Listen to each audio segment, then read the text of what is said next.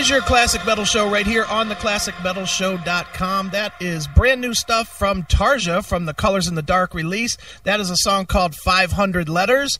And on the phone right now, we've got the legendary vocalist herself, Tarja Turunen. Tarja, how are you? Hey, I'm fine, thank you. How are you? Very good.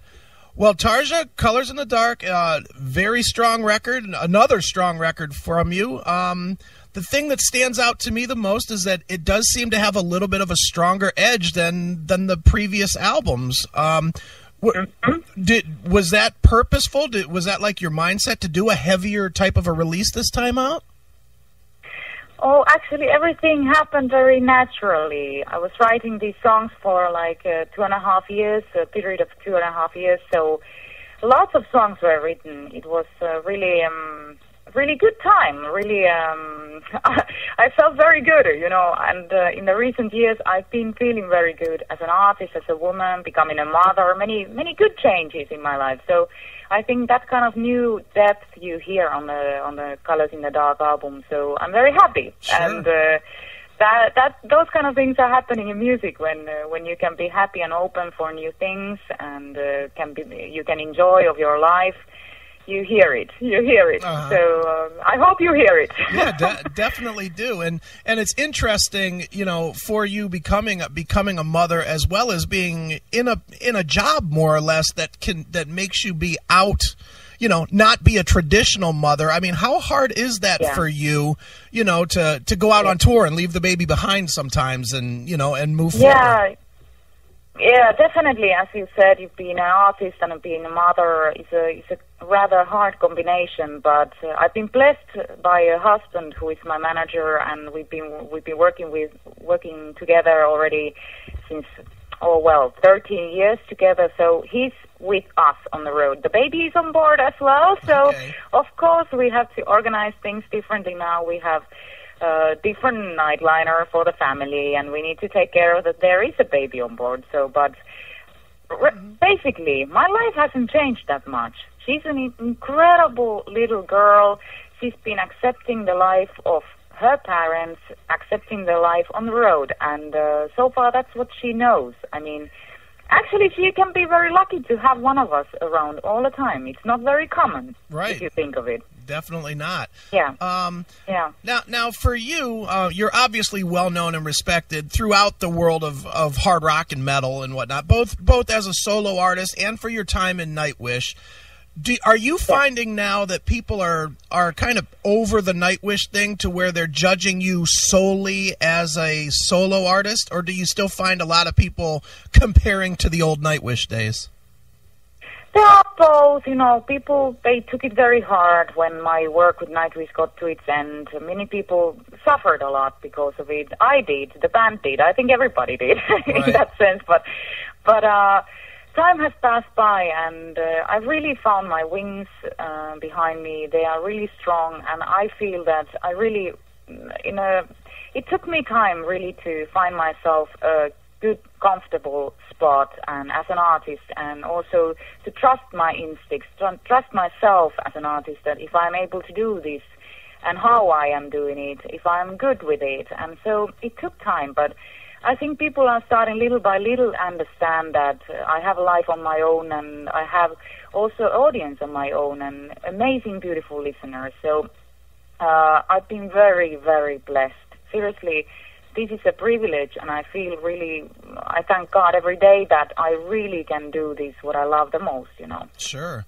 Now, one thing with Colors in the Dark that I read anyway, I obviously didn't see it because I'm here in the States, but I read that you were performing some of the new songs before they were even recorded, songs like Never Enough and Into the Sun.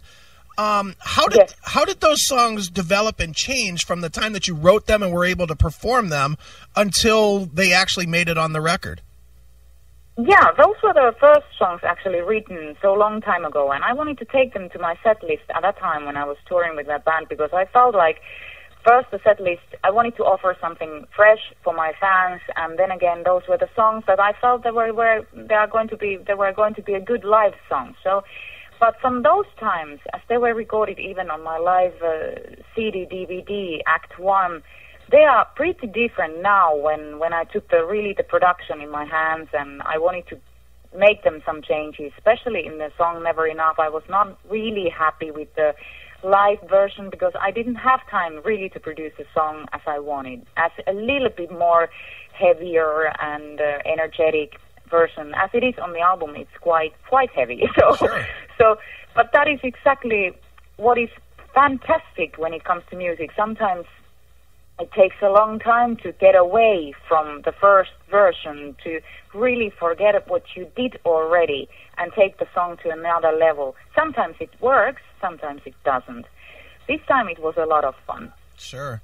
Now, Tarja, in the world of hard rock and metal, it seems like more and more, probably than ever before, women are having a lot of success. I mean, you've got Hailstorm winning a Grammy, and you've got the success of Lacuna Coil or In This Moment, or yourself, Nightwish, for the last 5-8 years, whatever. You've got a lot of women finding success. Is that encouraging to you as a female artist, or is that almost kind of insulting to be separated from the rest of the pack, so to speak? No, it's amazing. Actually, even in Europe, there are still some metal festivals only by female singers, or only for female singers in metal. So it's amazing because I remember those times when I started singing with Nightwish. There were ladies in metal, but not too many of us. And then, wow, 5 years later, there are lots of us, and ladies been seen in this still so male common world genre as metal. We are more appreciated, and there is even a new genre, very vivid in the metal. And so I feel very proud of us. I feel very proud of being one of us. Sure. And so that's amazing, actually, to give a little bit of a girl power into this world of men. Sure. Definitely. Now, Tarja, I'm sure you're well aware that there are now a lot of services cropping up, services like Spotify or Mog or Rhapsody, whatever, that allow people to legally listen to your music without purchasing it. I'm curious, for an artist like yourself, one that has basically built her career on touring and whatnot, is that good or is that bad for an artist like yourself? I would say it has the two sides of the coin, that labels are willing to do these kind of deals because they see something out of it. The artists are not getting anything out of it, seriously. Okay. That's the reality. The labels are saying, yes, you will get your pennies. Right. That's the reality. In this genre, when you're talking about metal, you're not talking to, we are not Lady Gaga, Right. Maybe she's getting a little bit more out of it, but that is the other side of a coin. But the other side is also the fact that it's a promotion, and everywhere you can get your music through, and the ways are very hard for artists. We all have needed to find new ways to promote our music and to get it available for people to listen. So there are ways, and you just need to stay positive and think of it in a positive way. At least I try to do myself like that. Sure, definitely. Now, Tarja, you released a couple of songs, Neverlight and Until Silence, with a full orchestral performance exclusively for iTunes. Why did you do that just for iTunes versus putting it, on the album and for people no matter where they download it from? Oh, these are the things with the label, I actually recorded a lot of songs, but there are not too many versions out of it available, and so with the label we decided to do these kind of things because iTunes, even territories, they are working differently in the world. Japan, they need another song that is a new song. USA needs another one, and so iTunes is very, they are starting to get demanding, and they want to get another version. Right. So you have to be ready for everything. So we decided with the label to do it that way for iTunes this time. Sure. That's all. I hear you. Well, one thing that is no secret to anybody that's ever heard you, even a note of your voice, is that you clearly could make a career just doing straight up opera versus doing operatic metal. What stops you from doing a full blown opera versus being a metal singer, or maybe even on the side, just stepping in and doing a pure opera? Just to cut the story very short, I was in a music university when I started singing with Nightwish. I was in the beginning of my classical singing studies, and so the metal music came to my life more or less at the same time. Of course, I had been studying classical music ever since I was 6, but the singing itself, I was struggling, in the both of the world of metal and then classical singing. Still, few years it took me really to feel comfortable in both of them. And since I've been doing those things, since I fell in love with metal music, since classical music was the first love of mine, those been always there. Ever since the beginning of my really career, that people got to know me about the classical music and metal music or rock music have always been there. And I feel like today, rock is my right hand, and the left hand of mine is the classical music. And if I lose one of them, it wouldn't be me. Right. So I would be probably happy for some time only singing classical music, but it wouldn't be me completely. Right. It will come a time that I will feel miserable. I will start feeling miserable because I'm losing the happiness, the freedom that my right hand is giving me, the rock itself. Sure. So it's an amazing balance in my life nowadays that I can have with both of these very different worlds, that I can really sing opera, I can go to perform with symphonic orchestra, and 2 weeks later I can sing a rock concert. Sure. I love that change. Absolutely. Well, Tarja, before I let you go, I have to ask you what is known as the traditional classic metal show question. We ask this to everybody. Everybody has a different answer to this one. How has Lemmy from Motorhead influenced your career? Wow.